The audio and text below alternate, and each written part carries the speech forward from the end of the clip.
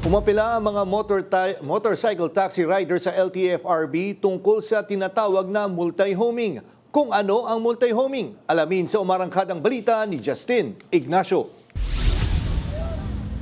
Daan-daang MC taxi rider ang nag-motorcade patungo sa Land Transportation Franchising and Regulatory Board nitong August 4. Panawagan nila muling pag-aralan ang pulisiya sa pagbabawal sa multi-homing o pagtatrabaho ng mga rider sa higit sa isang ride-hailing platform. Paliwanag ni Metro Rider Group convener na si Jason Luna, patas na oportunidad ang maibibigay sa mga MC taxi rider kung ipagbabawal ito. Sa isang banda, meron nga akong mga natanggap na mga pagkakataon na yung naka-multi-homing. Kumisa kasi, alam po ninyo, yung application may auto-accept. Kaya sa kabilang application siya naka-lock-in, ano? So, nag-auto-accept, samantalang meron pa siya sakay na pasahero. Dagdag pa ni Luna, mas maganda pa niya ang provisional authority to operate para sa pagrehistro ng mga MC taxis. Sa ganitong bagay kasi, alam mo, magkakaroon ng sistema, no? Maayos na sistema at maayos na listahan.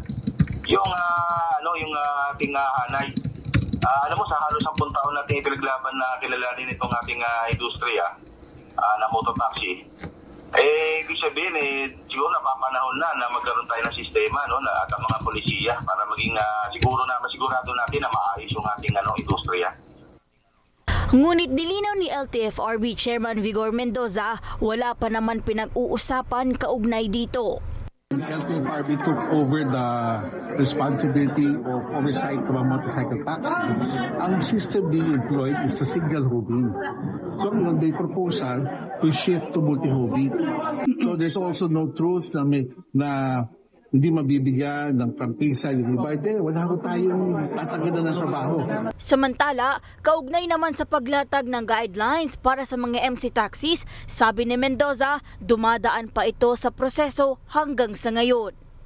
Ako, si Justin Ignacio ng PRTV News, nagseserbisyo para sa Pilipino.